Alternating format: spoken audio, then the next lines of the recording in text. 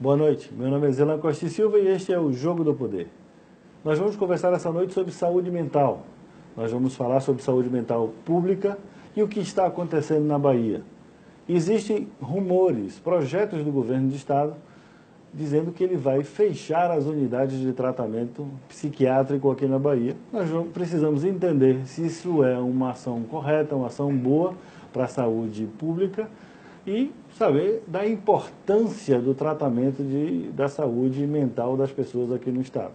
Para falar sobre esse tema, nós temos 3 convidados essa noite. Nós vamos falar com Danilo Cruz, que é o coordenador, é psicólogo e coordenador do CAPS AD3, Geis Pinheira. Nós vamos falar também com Tiziana Rangel, que é psicóloga, e vamos também falar com Antônio Freire, que é psiquiatra e trabalha no Hospital Juliano Moreira. Falando agora com o psicólogo e coordenador do CAPS, Danilo Cruz. Danilo, seja bem-vindo ao Jogo do Poder. Boa noite. Obrigado, Zilan. É um prazer imenso estar aqui e, inclusive, um espaço maravilhoso para poder a gente trazer para a população esse tipo de informação que a gente precisa discutir, não é verdade? Vamos falar um pouco da saúde mental aqui no estado da Bahia. Como é que é organizado o serviço de atendimento? Porque nós temos os hospitais psiquiátricos e nós temos as clínicas particulares e nós temos o CAPS, que eu não sei exatamente como é que funciona. Explica aí como é que é esse sistema para a gente. Então, o sistema agora está sendo reorientado de acordo com a proposta da reforma psiquiátrica. O Brasil, se inspirando na experiência da Itália, está tentando desinstitucionalizar as pessoas que são tratadas em instituições de saúde mental. Com isso, a gente vai, aos poucos, fechando os manicômios e abrindo serviços substitutivos, que são, no caso do Brasil, os CAPs, que são Centros de Atenção Psicossocial. Existem vários tipos de CAPs, que são geralmente orientados para um público específico. Por exemplo, o CAPS AD, que é para o público específico de pessoas que têm problemas com álcool e drogas. O CAPS I, o CAPS IA, como alguns chamam, que é para crianças e adolescentes. E o CAPS do tipo 1 e 2 e 3 geral, que são para pessoas, para adultos, né, que tenham problemas mentais, tenham transtornos mentais no âmbito mais geral. Então, nessa lógica, a gente vai ver que existe uma diferenciação que é bastante demarcada, que é com relação ao serviço. O CAPS 1 é para cidades que tenham entre 20 mil e 70 mil habitantes. O CAPS 2 é para cidades que tenham mais de 70 mil habitantes. E o CAPS 3 para cidades que tenham mais de 200 mil habitantes, apesar disso ser feito com certo manejo e se consegue juntar cidades para poder compor essa quantidade de pessoas. O CAPS 3 ele tem uma diferença em relação a todos os outros, que é um CAPS do tipo 24 horas, ele funciona o tempo todo. E lá existe a possibilidade do acolhimento noturno, que a pessoa pode ficar em observação durante um certo período de dias, sendo acompanhado na intensificação de cuidados, de acordo com a crise que ela esteja vivendo. Então, os CAPs, eles tentam trazer uma oportunidade de tratamento mais humanizado e que não necessariamente leve em conta a possibilidade da exclusão como terapêutica. Pronto, então significa que hoje a política que está sendo adotada é, na realidade, uma mudança de modelo. Isso. Nós estamos falando do fechamento dessas unidades, porque se chegou à conclusão, ou pelo menos é o que eu estou entendendo da sua fala, é de que se chegou à conclusão que talvez o melhor atendimento seja no modelo CAPS. Isso, na verdade, o modelo CAPS é um modelo territorializado, de atenção comunitária. A pessoa vai ter uma atenção de acordo com a sua residência, de acordo com o lugar onde ela vive, sendo acolhida por essa comunidade. Então, é uma clínica psicossocial, é uma clínica de mentalidades, é uma clínica que vai lidar necessariamente com a cultura. Tá. E esse modelo funciona? Esse modelo tem sido referenciado no mundo todo como sendo um modelo ideal. Nós vemos, por exemplo, a experiência da Itália, como eu já falei, a experiência do Canadá, que tem demonstrado inúmeros resultados bastante positivos, e o Brasil tem sido um paradigma a ser seguido pelos outros países de acordo com a Organização Mundial de Saúde. Apesar de saber que no nosso país a gente ainda, de certo modo, é cidadão de papel. No papel as coisas estão de um jeito e, no entanto, na realidade estão de outro.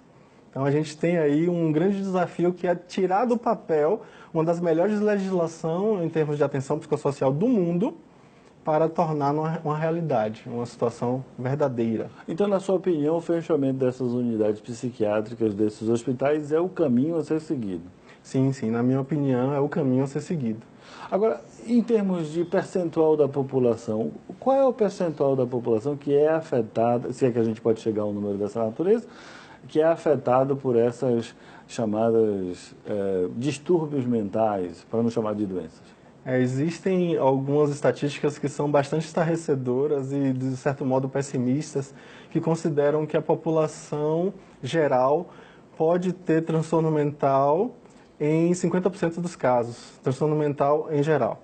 Mas transtorno mental severo, algumas estatísticas falam em 12%, outras são um pouco mais ostensivas, realmente falam de 20% da população com transtorno mental maior, que são severos e persistentes, que são esses que são atendidos nos CAPs, tá, Zilan? Isso é importante também falar. Tá, nós estamos falando do universo de, vamos imaginar, números grandes, 200 milhões de habitantes no Brasil, nós estamos falando então de quase 50 milhões de brasileiros. Uma população enorme. Nós temos estrutura para atender isso? A grande questão é que os transtornos mentais, eles não necessariamente vão se instalar e permanecer. Existem circunstâncias que você vive e isso pode gerar uma remissão, a pessoa passa por uma remissão espontânea ou uma remissão de acordo com o tratamento, com a situação que a pessoa vive em si, de tratamento, de intervenção terapêutica, e isso vai ter a remissão. Então não quer dizer que todas essas pessoas estão o tempo todo com esse tipo de transtorno. E também é importante lembrar que muitos desses transtornos mentais severos, eles passam por crises. As pessoas que têm uma situação de um transtorno mental severo, ela pode ter uma vida produtiva e, vez ou outra, passar por uma crise. E é aí que elas precisam de uma atenção mais intensiva, de um cuidado mais próximo, de acordo com essa demanda, com essa necessidade pontual que ela está vivendo naquele instante. O CAPS AD3, AD é de álcool e drogas. Álcool e outras drogas, exatamente. Uma das questões que surge justamente por isso é a questão da liberação do uso de drogas. O álcool já está liberado e as drogas estão discutindo efetivamente se seria bom para a saúde pública e para o país a sua liberação. Qual é a sua opinião em relação a isso? Minha opinião pessoal, Zilan, é de que é preciso haver uma regulamentação. Não uma liberação irrestrita, mas sim uma regulamentação do uso. Porque em todas as épocas da humanidade que se tem notícia, se fez uso de substâncias psicoativas. Então, a alteração da consciência através de substâncias é uma realidade, a gente não pode negar. A questão é que de poucos anos para cá, se a gente parar para ver as legislações com relação a isso, a primeira grande legislação do mundo que traz uma proibição é brasileira, de 1820, do Rio de Janeiro, do município do Rio de Janeiro, que proíbe a venda do pito de panga, que é como se chamava na época a maconha. Em termos nacionais, uma das primeiras legislações também é brasileira, é da década de 20, que vai trazer também nova proibição com relação aos usos de substâncias psicoativas. Então é uma coisa muito recente, nunca houve isso, só dos últimos 100 anos para cá, essa guerra às drogas, que infelizmente tem matado mais pessoas a partir dessa guerra do que o próprio abuso das drogas em questão. Uma das questões que se levanta sobre isso é a questão das drogas serem efetivamente vamos chamar assim, os aliciadores de crises mentais. Mas essa pergunta vai ficar para o próximo bloco. Sim. Voltaremos depois dos nossos comerciais aqui no Jogo do Poder. Voltamos já já. Estamos de volta aqui no Jogo do Poder, conversando com Danilo Cruz, que é psicólogo e coordenador do CAPS AD3, Geis Pinheira. Danilo, no bloco passado a minha pergunta é: as drogas efetivamente são desencadeadoras de crise mental? Porque esse é um dos argumentos principais para dizer não vamos liberar a droga. Existem, Zilan, alguns estudos estatísticos que apontam para uma correlação que é importante a gente levar em consideração. Um exemplo que eu acho que é mais nítido e que ilustra bem essa situação é o fato de que, por exemplo, na população geral, 2% das pessoas, em média, têm esquizofrenia. Mas na população de usuários de maconha, 17% tem esquizofrenia. A grande questão aí para a gente questionar é se é a esquizofrenia que causa o uso de maconha ou é a maconha que causa a esquizofrenia, que não está muito clara essa correlação, essa exatidão aí do que causa o que. Existe uma correlação importante, e a gente sim precisa ter muita cautela. E é por isso que eu falei da necessidade de regulamentar e não apenas liberar. Agora me diga uma coisa, e dentro do CAPS AD3, quais são os tipos de distúrbios mentais que mais são comuns de tratamento lá? O CAPS AD3 ele tem uma clientela específica de pessoas que têm dificuldade com relação a álcool e outras drogas. Porque o usuário de álcool, o usuário de droga, boa parte da população e não tem nenhum problema com isso. Geralmente, quando a gente pensa em álcool, isso é mais fácil de perceber, mas também acontece com usuários de drogas ilícitas. Eles usam e vivem sua vida de forma tranquila. A grande questão é que algumas dessas pessoas que usam, não só usam, elas também abusam e com isso trazem prejuízo social para si, prejuízo ocupacional, prejuízos mais variados na sua vida, inclusive gerando sofrimento para si e para as pessoas que convivem com elas. Essas, sim, vão ser atendidas no CAPS AD3, que tem essa peculiaridade de ser 3, ou seja, ele é 24 horas. Ele funciona também com acolhimento noturno, trazendo uma possibilidade de intensificação de cuidados e uma possibilidade de atendimento humanizado, para que as pessoas tenham realmente uma inserção comunitária, para que elas possam ir em casa, elas possam continuar trabalhando. Um que é padeiro, um que é pedreiro, um que é publicitário, eles continuam na sua inserção social e têm um tratamento lá. Mas é o tratamento digamos assim, do vício das drogas ou é o tratamento das questões mentais provocadas pelas drogas? Na verdade, um tratamento integral. A gente tem uma equipe multidisciplinar que é formada por inúmeros profissionais. A equipe do CAPS AD3, Geis Pinheira em específico, tem mais de 50 profissionais, só para a gente ter uma ideia. São muitos enfermeiros, técnicos de enfermagem, temos psicólogos, temos terapeutas ocupacionais, temos assistentes sociais, educadores físicos. Então, e temos médicos clínicos e médicos psiquiatras. É bom que a gente também leve essa profissão tão importante, tão essencial, que é a medicina. E lá a gente vai ver exatamente que essa pessoa vai ser acolhida de forma integral, buscando em todos esses âmbitos, de forma pontual e também de forma intersetorial. Então não é só o distúrbio mental, mas também o vício das drogas. A vida toda da pessoa vai ser levada em conta, e aí ela vai ser acolhida, vai ser escutada de forma singular, de forma pontual. A gente não tem um tratamento previamente estabelecido que vai colocar todo mundo como se fosse uma forminha.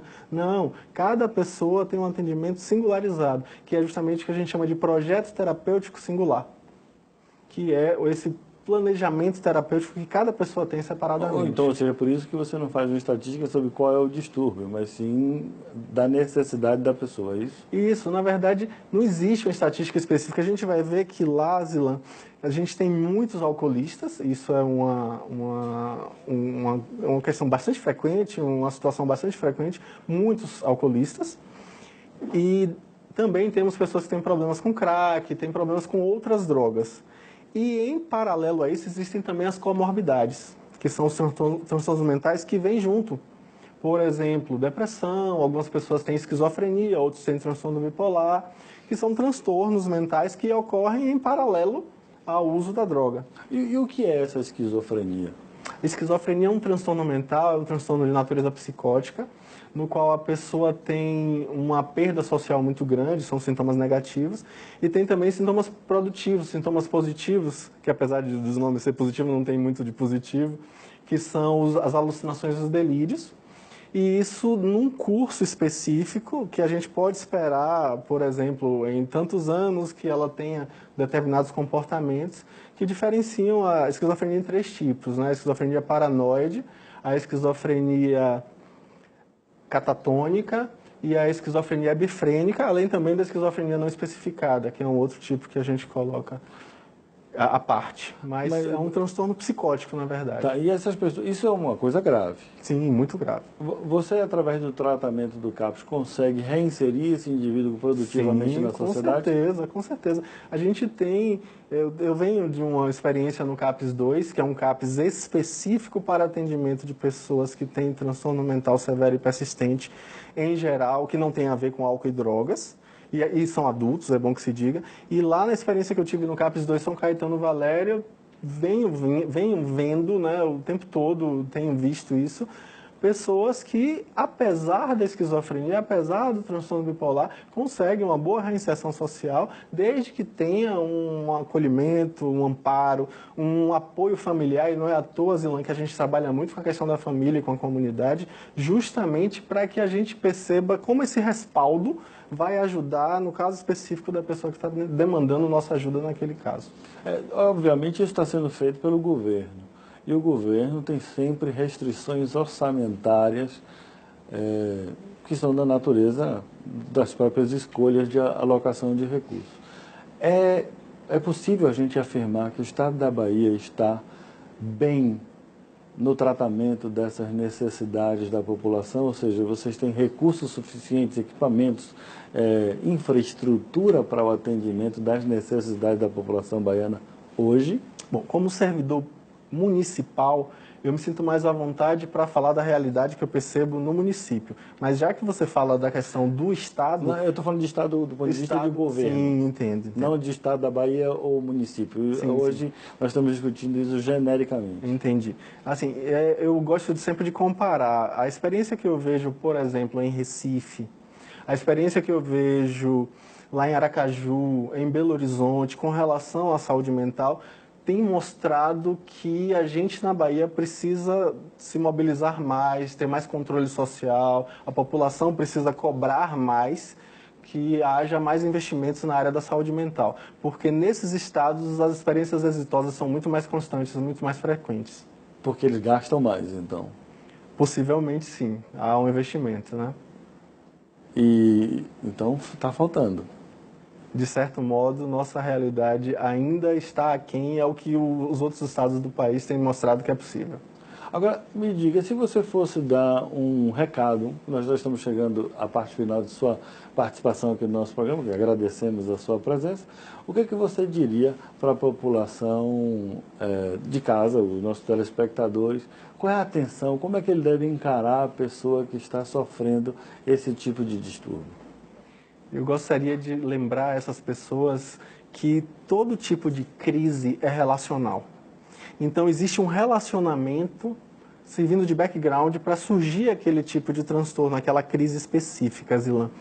Então, que a gente cuide das relações. Seria esse o recado que eu teria para dar, para as pessoas ficarem mais atentas às relações familiares, às relações interpessoais, porque, infelizmente, a gente muitas vezes está numa lógica de objetificar as pessoas em vez de tratá-las como pessoas. Então, que a gente consiga verdadeiramente cultivar a saúde mental, cultivar melhores relacionamentos, e isso com certeza vai ser um fator de proteção em relação aos transtornos mentais. Danilo, muito obrigado pela sua presença aqui conosco. Foi bastante interessante e instrutiva a sua entrevista. Eu agradeço muito, Zilan, e estaremos disponíveis caso haja outra possibilidade. Voltaremos depois dos nossos comerciais conversando com Tiziana Rangel, continuando nosso tema de saúde mental aqui no estado da Bahia. Até já.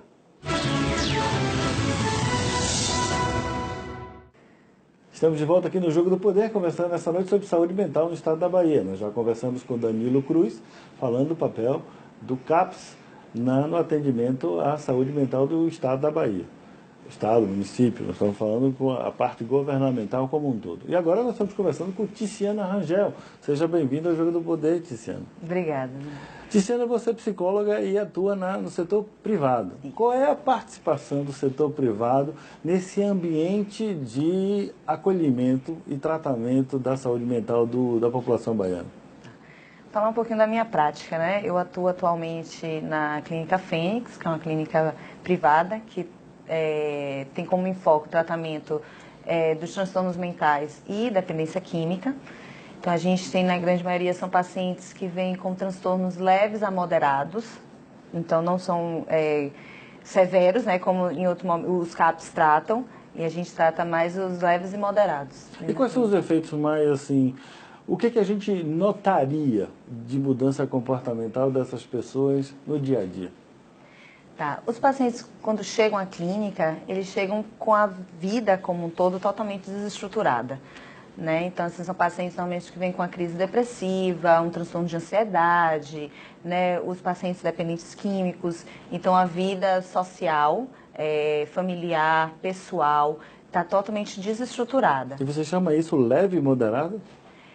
Porque tem uns casos mais crônicos e graves, que no caso da esquizofrenia, né? Então, que são mais severos, né? Que a gente Ou seja, fala. nós temos uma separação dos efeitos sociais dessa situação e dos efeitos médicos. Porque os efeitos sociais disso são Sim, devastadores. com certeza. E qual é a capacidade da clínica ou do atendimento dessas pessoas para que elas possam retornar ao seio social e serem reacolhidas? Então a gente tem todo um trabalho também com a equipe multidisciplinar, né? Então a gente vai sempre em prol desse sujeito, primeiro, ter um autoconhecimento, né? Ele se conhecer mais, ele se reestruturar, buscar um controle das suas emoções, dos seus pensamentos, do seu comportamento diante da sua realidade. A gente vai reestruturar toda essa forma de agir do sujeito. A partir de todas as atividades que a gente realiza dentro da clínica, e a partir disso ele vai poder, na vida social dele, ir se reestruturando.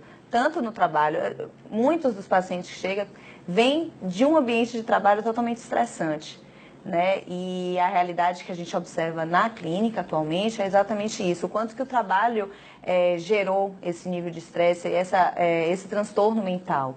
A gente recebe muitos professores, policiais militares, técnicos de enfermagem.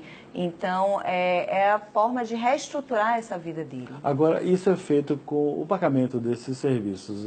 É uma clínica particular, mas ela recebe convênios e SUS ou é só convênio? Só plano de saúde particular, né? Então, hoje em dia é uma parcela, digamos assim, muito elitista da população que é capaz de usar esses serviços de vocês. Sim. E qual é o nível de sucesso desse tratamento?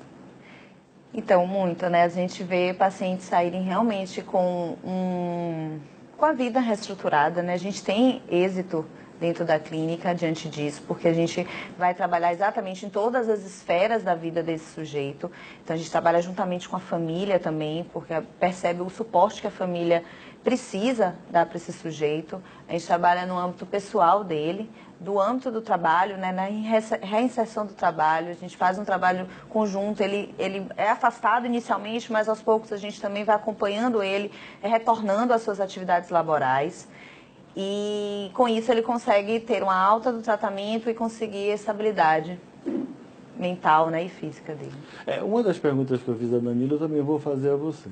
Você, então, trata com os efeitos deletérios, maléficos da utilização de substâncias. Sim. Que são, pelo que parece, um dos maiores causadores dessa situação dessas pessoas. Você seria a favor de uma liberação, regulação da utilização desses produtos? É um tema delicado, né? Eu acho que precisa realmente, não, eu acho que não legalizar, mas sim descriminalizar, regulamentalizar. Eu acho que precisa ter muitos estudos, precisa ter políticas públicas, né, diante desse tema, para ser mais discutido. Você acha que... Porque, além dos efeitos de saúde pública, nós temos efeitos de criminalidade. Alguns estudos dizem que você resolver uma questão, você pelo menos tiraria a pressão do crime, a pressão da insegurança pública e ficaria só com os efeitos de saúde. Porque, na realidade, quem quer consumir droga encontra facilmente em qualquer lugar do Brasil, né? Sim. Então, eu acredito que descriminalizando o uso, né, e regulamentalizando toda essa política pública, a gente consegue lidar com esse tema de uma maneira mais funcional. E quais são os casos principais que você enfrenta no seu dia a dia? Que tipo de problema as pessoas chegam lá assim? Não tem casos graves de esquizofrenia ou não tem esse tipo de atendimento? Não, o que a gente, na minha realidade, né, o que a gente recebe muito são pacientes usuários de álcool ou outras drogas, então é uma grande parcela, que normalmente esses pacientes ficam internados, né? Então a gente tem um tratamento de uma duração de curto prazo, porque a possibilidade para não institucionalizar esse sujeito, então a gente está sempre incentivando ele se reinserir socialmente, principalmente no suporte familiar e na reconstrução da vida dele, porque quando o paciente chega, usuário de álcool ou outras drogas, toda a vida dele está totalmente desestruturada. Então você passa, obviamente, pelo que eu entendi, do tratamento de se livrar da utilização desses produtos. É de reestruturar, né? Assim, a gente trabalha com abstinência, a gente tem como foco a abstinência, para que esse sujeito comece a ter outras funções na vida dele, onde a droga perca esse lugar. Né? O papel, muitas vezes a droga tem um papel na vida desse sujeito, a gente vai reestruturar, tentar, né, fazer com que ele reestruture, perceba outras formas de se relacionar, de reconstruir a vida dele. Eu tenho outras perguntas, mas vamos deixar para o próximo bloco. Tá bom. Voltaremos depois dessas mensagens aqui no Jogo do Poder, falando sobre saúde mental no estado da Bahia. Até já.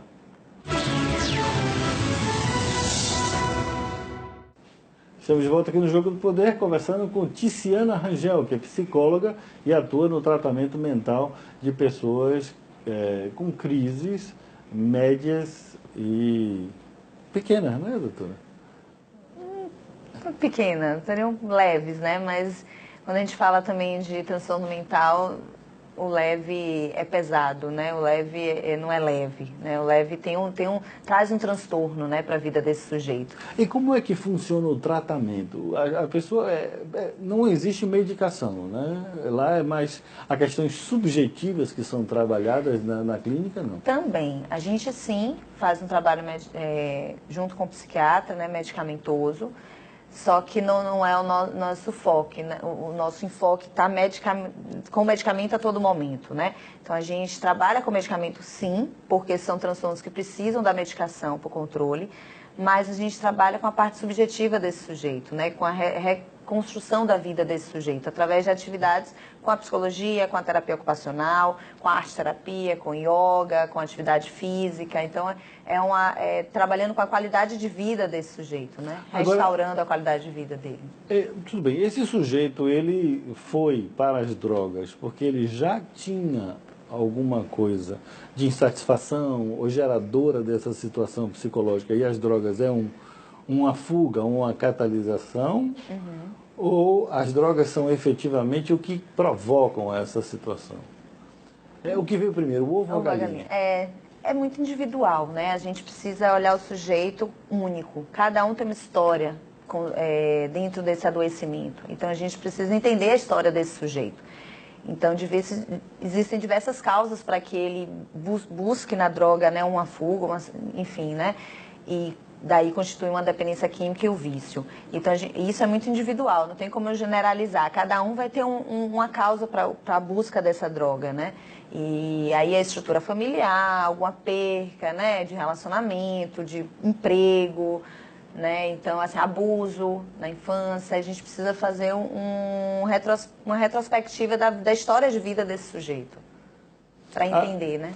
Agora, do ponto de vista institucional, nós sabemos que, inclusive o Danilo falou que ele é favorável a essa mudança de paradigma de tratamento, que seria o fechamento das unidades, digamos assim, mais antigas. Eu não sei se o termo mais antigo não seria talvez o adequado. Mudando o paradigma de tratamento e fechando esses hospitais psiquiátricos. Qual é a sua opinião sobre isso? Bom, eu acredito muito na proposta da reforma psiquiátrica, né? Que é esse trabalho mais humanizado. É entender que o sujeito, apesar de estar com transtorno mental, ou em surto, ou, né, fora da sociedade, a gente precisa inseri-lo novamente. Então, a gente precisa capacitar esse sujeito. A gente precisa trabalhar como profissional para que ele se reestruture novamente e aí ele possa ser reinserido nessa sociedade.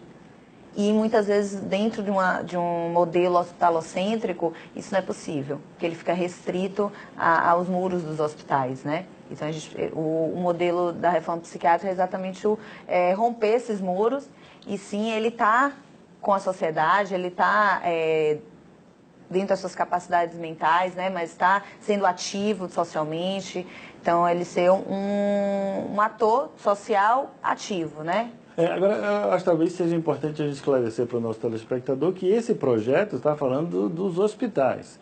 Nós não estamos falando de criminosos com incapacidade ou com doença mental. Nós não estamos falando dessas pessoas. Essas pessoas continuarão institucionalizadas.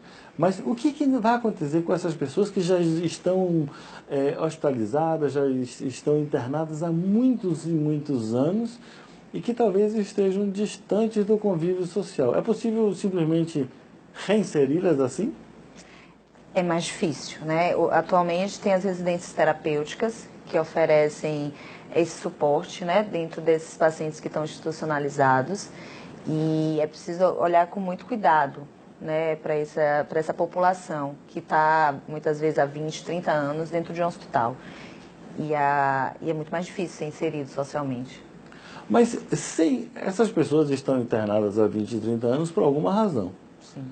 Se nós fecharmos esses hospitais, significa que o novo modelo jamais institucionaria essas pessoas, é isso? Não, a tendência, assim, não essas pessoas que já estão há 20, 30 anos, né? A gente, com esse novo modelo, a gente poder estar não tendo essa população de 20, 30 anos hospitalizada, né? A gente precisa estar sempre buscando a reinserção desse sujeito com a sociedade. Isso é factível do ponto de vista prático? Eu acredito que é possível, dentro com as residências terapêuticas, né? Eu acho que é possível, sim, e é o que a gente busca também como profissional de saúde, atuando nessa área de saúde mental.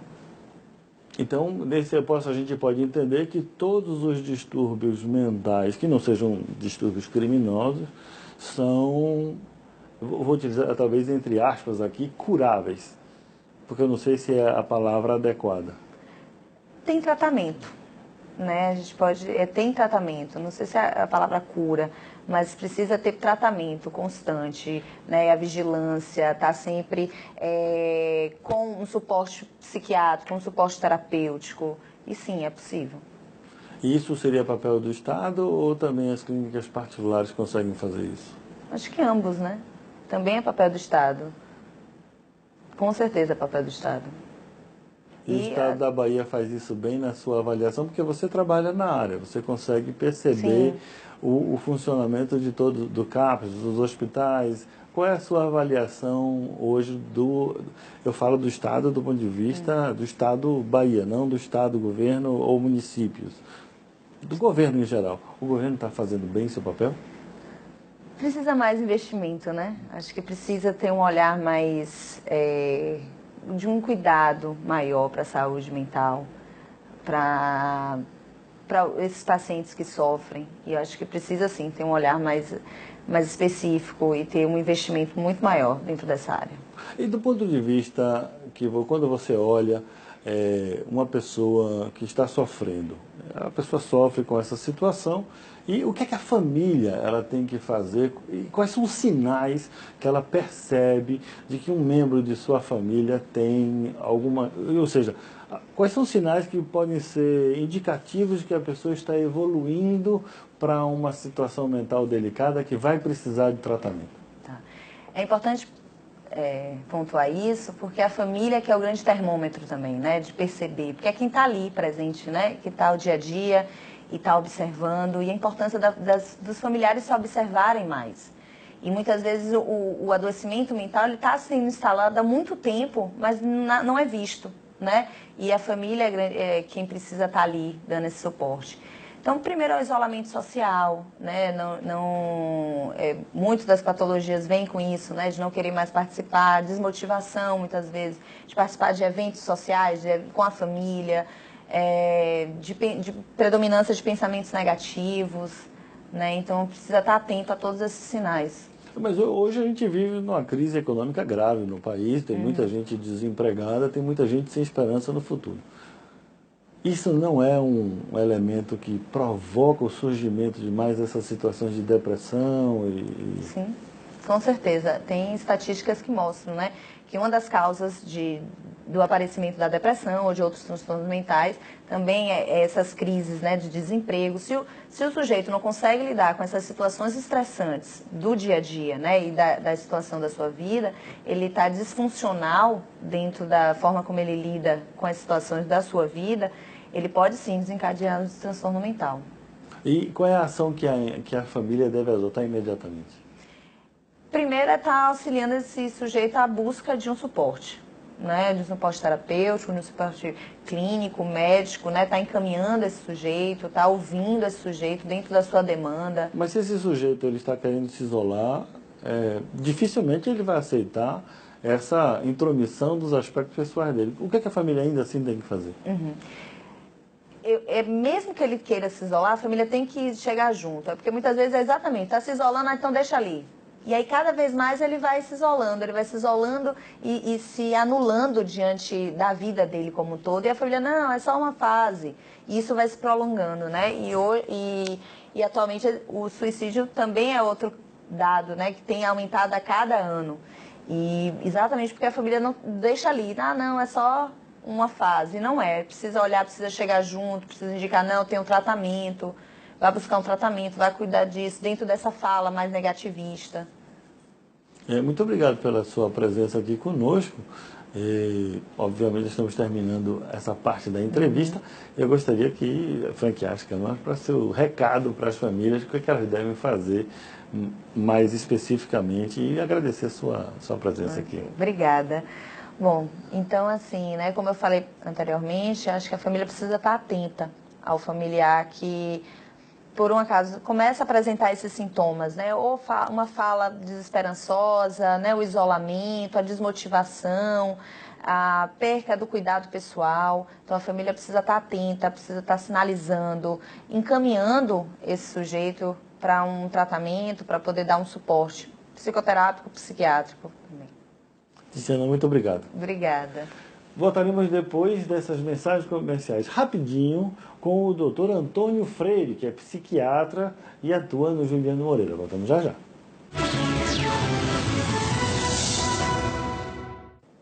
Estamos de volta aqui no Jogo do Poder, falando sobre saúde mental no estado da Bahia. Nós já conversamos com Danilo Cruz, que é o psicólogo e coordenador do CAPS, Geis Pinheira. Nós falamos com Tiziana Rangel, que é psicóloga, e agora vamos falar com Antônio Freire, que é psiquiatra e trabalha no Hospital Juliano Moreira.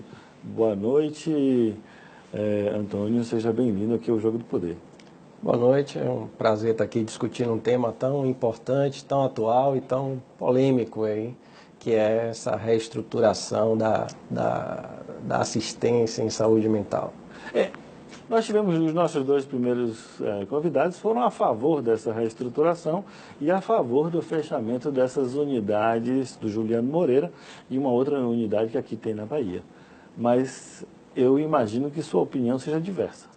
A minha opinião é diversa, primeiro porque há um entendimento geral de que o hospital, por exemplo, o Hospital Juliano Moreira seria um hospital asilar, quando isso não é verdade, né? O Hospital Juliano Moreira atende, em média, 400, 500 pessoas mês no setor de emergência, né? Efetua internamentos numa quantidade grande também, 2, 3 internações por dia. Se nós fôssemos um hospital asilar, se o Hospital Juliano Moreira internasse todo mundo para morar lá dentro, seria impossível você internar 2, 3 pessoas por dia e essas pessoas todas virassem moradores do hospital, né? Há um discurso como se o hospital fosse um instrumento de exclusão, né? Quando a gente entende, do ponto de vista médico, de que os indivíduos precisam ter um transtorno psiquiátrico grave, eles precisam ter um risco claro de heteroagressão, ou seja, de agredir uma outra pessoa. Eles precisam ter um risco claro de autoagressão, ou seja, deles próprios estarem se agredindo, ou um risco de exposição social muito importante. Tem pacientes em mania franca. Mania é um termo que a gente utiliza para quadros de elevação de humor muito importante. Então, o indivíduo está em euforia, né? E, de repente, está andando nu pela rua, assediando sexualmente as pessoas pela rua. E isso coloca aquela pessoa que ali, quando está bem, com o seu transtorno psiquiátrico estabilizado, tem o seu trabalho, tem sua família, mas está fora de controle, está num quadro de elevação do humor, com sintomas psicóticos, se expondo socialmente. Isso também é uma indicação, por exemplo, de internação psiquiátrica, né? E tendo um transtorno psiquiátrico que esteja grave o suficiente e que não seja possível manejar esse tratamento ambulatorialmente, é que esses indivíduos vão ser internados no hospital psiquiátrico para um tratamento pelo tempo que for necessário para a estabilização. Isso pode ser uma semana, 15 dias, 3 semanas, um mês. Então, internar no hospital psiquiátrico não significa morar no hospital psiquiátrico. Aí há um viés histórico, uma confusão histórica, né? Quando os hospitais psiquiátricos surgem, 100 anos antes de surgir o primeiro antipsicótico. Então, quando surge o primeiro hospital psiquiátrico, não tinha remédio ainda, né? O primeiro antipsicótico surge em 1950, surgem os primeiros antipsicóticos. O primeiro hospital psiquiátrico surge em 1850 e poucos, 100 anos antes. A lógica do hospital psiquiátrico em 1850 era de exclusão. A lógica aquele tempo. Quando surge o olhar médico, né, o tratamento médico, a possibilidade de tratar farmacologicamente esses transtornos psiquiátricos, tudo começa a mudar também. Então, esse discurso de que o psiquiatra é manicomialista, na verdade não, a gente tem um entendimento de que existe uma doença, de que essa doença é grave e que esse indivíduo pode se beneficiar da internação, sim. Por que no serviço privado a gente admite que é possível ter um hospital psiquiátrico e que o indivíduo pode se beneficiar da internação integral e no serviço público é exclusão? Por que a gente tem uma psiquiatria para quem pode pagar, um serviço de saúde mental para quem pode pagar e um serviço de saúde mental diferente para quem não pode pagar? O Hospital Juliano Moreira, ele é muito mais do que um hospital psiquiátrico, né? O Hospital Juliano Moreira é um complexo de atividades, né? A gente tem no hospital serviço de emergência, serviço de acolhimento e triagem. Então, a gente tem atendimentos ambulatoriais, a gente tem a internação integral e temos também no Juliano Moreira um hospital-dia, que é um modelo parecido com o modelo do CAPS. Então, existe um hospital-dia dentro da estrutura do Juliano Moreira e ainda tem um lar-abrigado, que se assemelha a uma residência terapêutica. Então, existe todo o hospital é de uma complexidade enorme. Nós somos um centro de formação de médicos psiquiatras, né? Então, hoje eu faço parte da comissão que organiza a residência médica em psiquiatria do Hospital Juliano Moreira, né? E nós entregamos todo ano à comunidade aí, né, médica e à população, nós formamos 6 médicos especialistas em psiquiatria todo ano. Então, esse centro integrado que é o Hospital Juliano Moreira é também um centro de formação. Agora, com essa quantidade de atendimentos diários, com essa quantidade de pessoas que buscam o Juliano e as outras unidades de atendimento, significa que nós temos uma parcela grande da população necessitando de tratamento. Sim. 6 médicos não é muito pouco, não? 6 médicos psiquiatras por ano só no Juliano Moreira. Existe uma outra residência, que é a residência do Hospital das Clínicas, né, que forma mais 5 especialistas por ano, né? Então a gente tem um serviço também em Vitória da Conquista, que também forma médicos psiquiatras, né? Mas só o Juliano Moreira, esse complexo, o Juliano Moreira, forma por ano 6 médicos psiquiatras. A gente tem um programa de estágio também, que é o estagiário segue o mesmo programa que o médico residente, mas o estagiário ele não tem a bolsa da CESAB, né? Mas ele cumpre o mesmo programa. Então a gente forma 6 médicos residentes e atualmente mais 4 estagiários. Então só o Juliano Moreira entrega 10 especialistas em psiquiatria a cada ano. Então, quando a gente fala nessa questão de fechamento de hospital psiquiátrico, a gente tem que ter muito cuidado. Tem que ter cuidado primeiro porque as doenças psiquiátricas, a gente tem doenças psiquiátricas graves, né? A gente tem doenças psiquiátricas que, independente do indivíduo, às vezes, estar fazendo o tratamento direitinho, ele pode descompensar a doença. E a estrutura dos CAPs, por exemplo, elas não conseguem acolher um paciente em um quadro agudo, numa agitação psicomotora grave, e aí ele chega no CAPS para ser acolhido, por exemplo, vamos lá, no CAPS 3, mas não tem um médico ali naquele horário. Ou não tem uma equipe para dar suporte àquele paciente. Porque a emergência tem médico plantonista 24 horas por dia, de forma ininterrupta. O CAPS 1 não vai ter, o CAPS 2 não vai ter, né? A gente tem na emergência médicos psiquiatras o tempo inteiro ali no plantão, né? O CAPS 3 vai precisar ter ali, então, um médico psiquiatra no plantão 24 horas por dia para dar conta dessas situações que, por enquanto, isso não é factível, né? Não acontece dessa forma. A gente precisa também entender que são propostas diferentes, né? O CAPS tem uma proposta porta para fora, da reinserção, de colocar esse indivíduo, ressignificar as coisas, de trazer a família para o tratamento. O hospital é porta para dentro, todo hospital é porta para dentro. Eu queria discutir isso mais um pouco, mas no próximo bloco. Ok. Voltaremos logo aqui no Jogo do Poder, falando sobre saúde mental no estado da Bahia. Até já.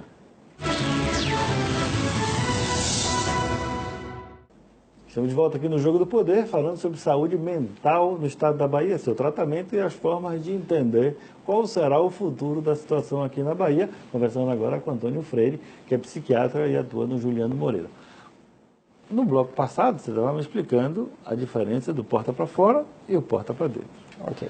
Quando a gente fala de porta para dentro, a gente não pode deixar de afirmar, e eu quero saber se essa afirmação é correta ou não, que existem pessoas lá dentro há muito e muito tempo. Existem moradores no Hospital Juliano Moreira. Mas esses moradores que lá estão, o hospital tem tentado, né, articular com o município, porque existe uma coisa chamada residência terapêutica, né? A gente tem tentado articular com o município para que o município crie residências terapêuticas e possa tirar esses moradores que lá estão do contexto da internação. Mas não é a filosofia do hospital ter moradores. Não é a filosofia do hospital ter tratamentos de longo prazo, que o indivíduo fique 1 ano, 2 anos, ou que ele se afaste da família por tanto tempo, ou que o hospital propicie a exclusão social dessas pessoas. A proposta do hospital é uma proposta de tratamento de agudos.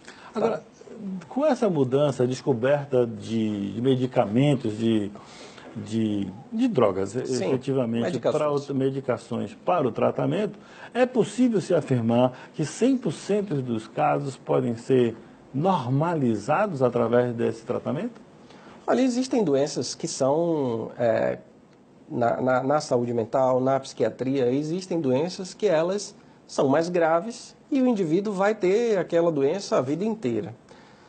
A medicina, ela trata sempre, cura muito pouco. De uma forma geral, a gente pensa assim, o indivíduo tem asma, ele tem tratamento para asma, ele não vai se curar da asma. O indivíduo tem diabetes, ele tem tratamento para o diabetes, ele não vai se curar do diabetes. O indivíduo pode ter esquizofrenia, transtorno afetivo bipolar, ele pode ter autismo, enfim. A gente não vai conseguir curar esses indivíduos. É uma doença crônica, mas a gente tem tratamento. Esse tratamento reinsere esse sujeito na sociedade de uma forma produtiva? A maioria dos casos, sim. Existe a possibilidade de reinserção, né? Por exemplo, os pacientes com transtorno bipolar, eles podem ter uma vida completamente normal, né? Até a gente vê campanhas aí dizendo as pessoas tentando diminuir o estigma da doença psiquiátrica e até algumas pessoas conhecidas, né, atores e tal, dizendo, olha, eu tenho transtorno bipolar, né, para desmistificar um pouco essa questão, tirar um pouco do estigma de que ter uma doença psiquiátrica vai fazer com que esse indivíduo ele fique afastado ou impossibilitado de trabalhar. Outras doenças são mais devastadoras e aí vai depender da gravidade do adoecimento do indivíduo. É mais difícil, por exemplo, reinserir um paciente esquizofrênico na vida laboral, na vida social, por conta da quebra do funcionamento desse próprio indivíduo. Né? A gente tem doenças mesmo com as medicações mais novas. As medicações mais novas, e aqui a gente ouviu falar em sintoma positivo, sintoma negativo, essa é uma das classificações dos sintomas da esquizofrenia, essa é uma mais nova, né, da década de 80. As medicações, elas são muito boas para o tratamento dos sintomas positivos. Né? Elas são muito eficazes para tratar delírios, alucinações, ou seja, o indivíduo parar de ficar ouvindo vozes, o indivíduo diminuir aquela crença de que ele está sendo perseguido, diminuir aquela crença de que existe um complô para prejudicar ele. As medicações, elas são muito boas para esses sintomas. Mas quando a gente tem uma predominância, por exemplo, de sintomas negativos, mesmo as medicações mais novas, elas são melhores do que as antigas para os sintomas negativos, mas não são tão boas para controlar esses sintomas. O que são sintomas negativos? O isolamento, por exemplo, né? Aquele indivíduo que fica mais distante do convívio social, ele não tem muita motivação para fazer as coisas, ele é mais calado, sem muita conversa. Às vezes a medicação não consegue fazer com que esse indivíduo melhore esses sintomas negativos. E ainda tem uma outra vertente da esquizofrenia, que são os sintomas cognitivos. Né? O indivíduo tem uma quebra no funcionamento dele. Por melhor que seja o tratamento, ele não vai voltar a ser como ele era antes da doença. Então a gente não tem uma medicação hoje para o indivíduo portador de esquizofrenia que faça com que ele volte a funcionar do mesmo jeito que ele era antes da eclosão dos sintomas. Existe um limite. E existe também como a doença se manifesta em cada uma dessas pessoas. Como foi dito aqui, né, as classificações, o CID-10, a Classificação Internacional de Doença, e o DSM-4, que é uma classificação americana, eles colocam uma certa classe, uma subclassificação de itens aí dentro de tipos de esquizofrenia. E aí os paranoides seriam um pouco mais preservados, então esses seria mais... A doença seria mais benéfica com eles, digamos assim, seria mais fácil reinseri-los socialmente, no trabalho. Mas existe, por exemplo, um tipo de esquizofrenia chamada esquizofrenia desorganizada ou hebefrênica, que ela costuma ser mais devastadora. E esse indivíduo, ele acaba tendo... o pensamento dele, ela é dita desorganizada por conta desse pensamento ficar mais desorganizado, e aí é muito mais difícil reinserir esse indivíduo numa vida social normal. No fundo da sua explanação e da conversa com os nossos outros entrevistados, nós temos vamos chamar assim, de uma disputa filosófica. Existe a disputa dizendo que há a possibilidade de tratamento da porta para fora, e a sua fala dizendo que há necessidade do tratamento de porta para dentro. Na decisão, aí eu já falo do Estado da Bahia, em fechar as unidades, como Juliano e a outra unidade, está embutido também essa discussão. Isso seria um efeito dessa discussão de adotação, entre aspas, que não é uma escolha minha, de um paradigma melhor, ou é simplesmente para fazer economia e resolver isso de outra forma? Bom, olha só, quando se fala em fechar o hospital psiquiátrico, se reconhece que as emergências psiquiátricas vão continuar existindo e que o lugar de emergência psiquiátrica não é o CAPS. Então, quando se fala nessa questão do fechamento da emergência psiquiátrica e do hospital psiquiátrico, implicitamente também está se dizendo, olha, as emergências gerais vão ter que atender esses pacientes. Só que não existe nenhum trabalho com a emergência do Roberto Santos, do HGE, enfim, das UPAs, para que esse paciente seja recebido e devidamente tratado naquela unidade. Então, se esse indivíduo está lá na emergência de um hospital geral e ele precisa internar, aonde esse paciente vai ser internado? A Bahia tem, desde 1954, tem os leitos de psiquiatria dentro do Hospital Geral, no Hospital das Clínicas, está lá desde 1954, e fora isso, 2 leitos de psiquiatria no Roberto Santos. Então, 2 leitos de psiquiatria dentro do Roberto Santos não vai dar conta de toda a demanda de pacientes graves que precisam de internação. A internação, ela não vai deixar de existir. A necessidade de internação não vai deixar de existir, porque a doença psiquiátrica não vai deixar de existir. E não adianta negar a gravidade da doença psiquiátrica e dizer que se o acompanhamento for bem feito, os pacientes não vão precisar internar. Vão, por enquanto vão, porque existe um limite da ciência. E o limite da ciência, às vezes o indivíduo, com todo o apoio, usando a medicação, ele pode descompensar o quadro dele. E ele vai precisar de internação. Se assim fosse, a gente tem uma enfermaria de psiquiatria no Hospital das Clínicas e um ambulatório imenso de psiquiatria também anexo no Hospital das Clínicas, que é um ambulatório muito bom. Se o problema fosse a qualidade do atendimento ambulatorial, nenhum paciente do ambulatório do Hospital das Clínicas, do Juliano Moreira, nenhum paciente ia precisar, então, da internação.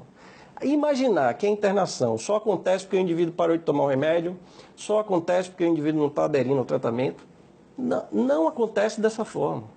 Existe um adoecimento e as doenças são potencialmente graves e quando há uma descompensação do quadro, se recorre à internação. E aí se fala muito de, por exemplo, setembro foi o mês de prevenção do suicídio. No mundo, a cada 40 segundos uma pessoa se suicida. 95% a 97% das pessoas que se suicidam tinham uma doença psiquiátrica. Qual é, então, a boa estratégia de prevenção? Melhorar o tratamento dessas pessoas. E a gente fala aqui, na verdade, ao invés da gente ampliar a possibilidade de tratamento dessas pessoas e ampliar a porta aberta para essas pessoas buscarem atendimento, a gente fala em restringir o atendimento, em diminuir o atendimento e em esperar que um médico clínico saiba da complexidade de um paciente bipolar e consiga manejar numa emergência geral. Ele não vai conseguir. Essa é uma questão muito importante, mas infelizmente chegamos ao final do nosso programa e eu acho que a gente vai precisar fazer outro sobre esse tema, explorando essas questões e provocando também o debate. Muito obrigado pela sua presença aqui conosco. Obrigado também. Voltaremos na próxima semana com mais um assunto de seu interesse. Meu nome é Zelan Costa Silva e esse é o Jogo do Poder. Até lá.